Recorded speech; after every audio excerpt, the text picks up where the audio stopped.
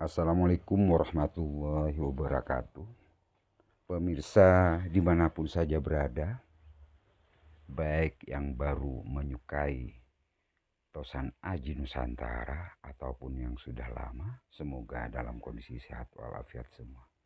Kali ini saya akan mereview kembali salah satu pusaka yang sangat langka dengan sandangan khas Sumeneb, ya, Daunan Sumeneb. Monggo pemirsa amati detailnya, ya. Baik handle-nya juga ukir, ya, Sumeneb. Lawasan sandangan pusaka ini pada bagian bawah gonjo tidak berpamor, ya. Jadi hitam. Kita akan melihat nanti keris pusaka dalam warangka Daunan Sumeneb ini. Nah, ini saya awali dengan perbesaran 3 kali semula, mulai dari gandeknya yang lugas, ya, bicikannya. Kemudian terdapat tikel alis, ya, tikel alisnya nerjang gandek.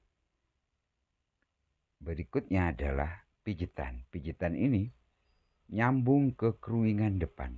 Ini kelihatan jelas pada saat diperbesar 3 kali. Terdapat odo-odo pada bagian tengah.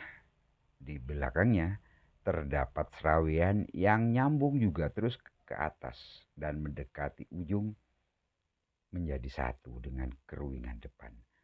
Ricikan yang lain di belakang terdapat tingil. Gonjonya sabit rontal, bilah ramping, ya. Ricikan yang lain yang belum saya sebutkan adalah terdapat gusin, ya. Ini kelihatan jelas gusin sehingga perwujudan atau penampakan odo-odo semakin tegas. Bilanya ramping telah saya ukur, atau mungkin pada video sebelumnya, pada short video pemirsa bisa melihat bahwa panjang peksi dan gonjo sama 7,5 cm, sedangkan panjang bilahnya 37 cm. Kemudian lebar separuh panjang bilah itu sekitar 2,2 cm atau 22 mm. Ya, tebal bilah pada separuh bilah itu sekitar 5 mm. Kemudian tebal di gonjo yang nyambung ke peksi itu sekitar 9 mm. Jadi keris pusaka ini penampilannya ramping, padat, ya, lumer besinya. Kemudian disempurnakan dengan proses tempal lipat miring, ya.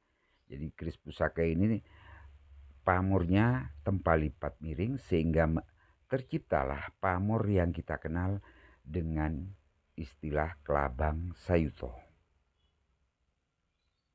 Kedua bolak-balik sisi bilah kalau kita amati juga dalam video ini saya tunjukkan, maka akan kelihatan jelas bahwa seluruh proses dari keris pusaka ini baik gonjo dan bilahnya adalah proses tempal lipat miring, ya. Perpaduan antara besi pulosani yang berwarna hitam dengan material bahan pamor iron meteorit, sehingga dengan pemanasan yang tentunya diciptakan oleh Empu sang pencipta pusaka ini yang memiliki ilmu yang sangat tinggi dan Linui paham betul bagaimana memadukan unsur pamor dan unsur besi, maka tercipta warna pamor, gradasi pamor yang kelihatan jelas pada pusaka ini. Nah, ini pada bagian ini bisa pemirsa lihat bagaimana bolak-balik dari bilah, kelihatan betul fisik dari pusaka ini setelah berusia ratusan tahun. Ketebalan pamor, ya, tidak sama. Kemudian gradasi warnanya juga ada sepanjang sekujur bilah pusaka ini. Tikel alisnya kelihatan jelas, ya, pada saat disut seperti ini. Nah, ini, ya, Pada beberapa bagian ada pamor tiban atau pamor yang melumah. Nah ini pada saat disut seperti ini, pemirsa bisa melihat bagaimana gradasi warnanya. Keris pusaka ini memang sudah sangat lama tidak saya warangi ulang. Hanya saya secara rutin 3 bulan sekali saya minyaki. Namun kondisinya bisa kelihatan bahwa karena melewati proses pembuatan yang sangat teliti dan dari material yang sangat bagus ya, maka keris pusaka ini cirinya jika diminyaki tidak cepat meresap ke dalam pori-pori pusaka. Karena apa? Keris pusaka ini bahan materialnya sudah lumper ya, pulen.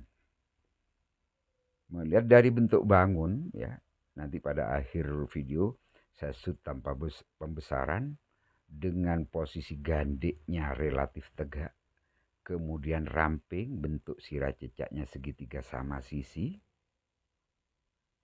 maka keris pusaka ini merupakan keris pusaka yang diciptakan di Sumeneb di era Mataram Islam. Ya, saya ulangi, peksi dan gonjo panjangnya 7,5 cm. Pada video sebelumnya saya sudah menunjukkan bagaimana bentuk, panjang, dan wujud peksinya. Nah ini, video sesi kedua saya tunjukkan tanpa pembesaran. Jadi kelihatan jelas bagaimana struktur ya rancang bangun dari gandiknya, lugas, pendek sekitar 2 cm lebih sedikit. Ya. Kemudian bentuk gonjonya dan rigikan lainnya. Ini kelihatan ramping padat pulen. Kemudian material pamor kalau kita sentuh itu nyegrak atau timbul di atas permukaan dari besi ajinya. Karena material pamor dari iron meteorit merupakan material pamor yang keras, lebih keras dari besi aji. Sehingga dengan berusia ratusan tahun mengalami jamasan yang rutin tiap tahun tentunya akan mengurangi ya, mengikis bilah sedikit demi sedikit. Namun walaupun demikian bisa kelihatan jelas bagaimana materialnya dengan ratusan tahun usianya tetap memiliki wujud yang relatif utuh. Monggo amati pemirsa. Keris pusaka yang memiliki tuah, kederajatan ya, kepemimpinan, kewibawaan, dan juga pengasihan. Dan dapat juga menolak anasir-anasir jahat dengan adanya pamor pada gonjo, yaitu pamor tundung musuh. Pamor yang serasi, selaras, dan harmonis dengan pamor pada bilah. Sedangkan pada bagian gonjo hitam